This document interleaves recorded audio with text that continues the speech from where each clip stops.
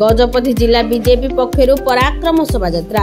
गजपति जिला बीजेपी तरफ पराक्रम शोभायात्रा अनुष्ठित हो जाइछि। जिला बीजेपी सभापति नवकिशोर सबरंक नेतृत्व में महेंद्रगढ़ ठारू छेलीगढ़ पर्यंत यह शोभायात्रा करा जाइथिला।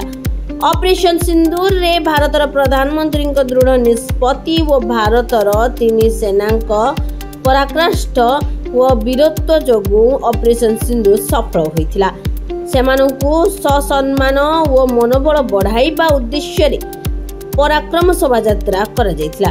एही शोभायात्रा रे मोहन विधायक प्रार्थी प्रशांत मलिक, सांसद प्रतिनिधि आर विजय कुमार, राज्य ओबीसी मोर्चा सदस्य जितेंद्र बेहेरा समेत समस्त मंडल सभापति व बहु संख्यक कर्मी माने उपस्थित थिले। वर्तमान आम आसी पहुंचु महेंद्रगढ़ निकट में बीजेपी तरफ तिरंगा शोभायात्रा अनुष्ठित करा गहन अच्छा वर्तमान बीजेपी डिस्ट्रिक्ट प्रेसिडेंट सहित आसतु पचारि बुझा कौन किस व्यवस्था हो सर। आज तिरंगा यात्रा कौन कैसे व्यवस्था भी करा तिरंगा यात्रा होमर जो ऑपरेशन सिंदूर है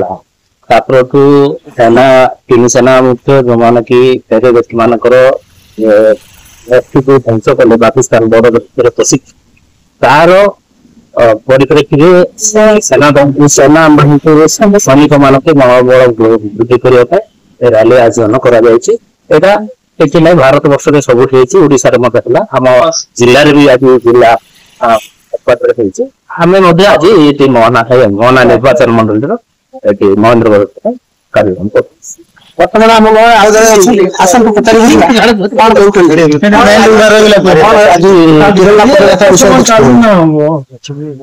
आज बर्तमान ये जो सारा भारत वर्ष भारतीय सेना मानकर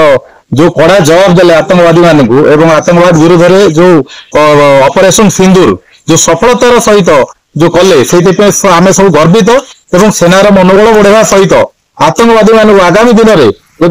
जदि किसी कांड करती कौ भाव में पदक्षेप नि सतर्क रही आतंकवाद रु निवृत्त रही गोटे साधारण शांत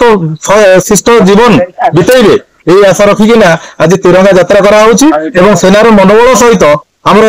जी अच्छा माने आमर भारतवासी सुरक्षा आउ संकल्प हिसाब से यात्रा आज अनुष्ठित हो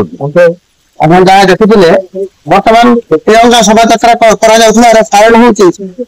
इंडियन आर्मी मनोबल वृद्धि करवा आसतु पचार बेले आउ जन भाई आम सहित अच्छा कौन भाई देखो आमर जो पहलगांव आमर साधारण जनता को जो आक्रमण करागला तार जवाब रे जो आमर सेना बाहिनी माने तार जो उचित जवाब देले माननीय आमर यशस्वी प्रधानमंत्री नरेंद्र मोदी दृढ़ निष्पत्ति एवं आमर जो भारतीय सैन्य सेना बाहिनी ज्ञान बल कौशल धैर्य वीर्य साहस को नमन करी जो ढंग से युद्ध लड़िले से नमन करी प्रणाम करी आज तिरंगा पदयात्रा कर पदयात्रा आमर महेंद्रगढ़ ठारू छेलीगढ़ पर्यंत जारी रही पदयात्रा आमर पराक्रम शोभायात्रा नाम बाहर कर गजपति जिला बीजेपी तरफ आज तिरंगा पराक्रम शोभायात्रा बाहर करी आम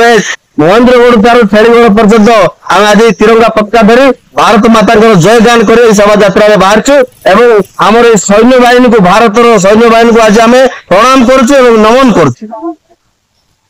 देखिए बर्तमान शोभायात्रा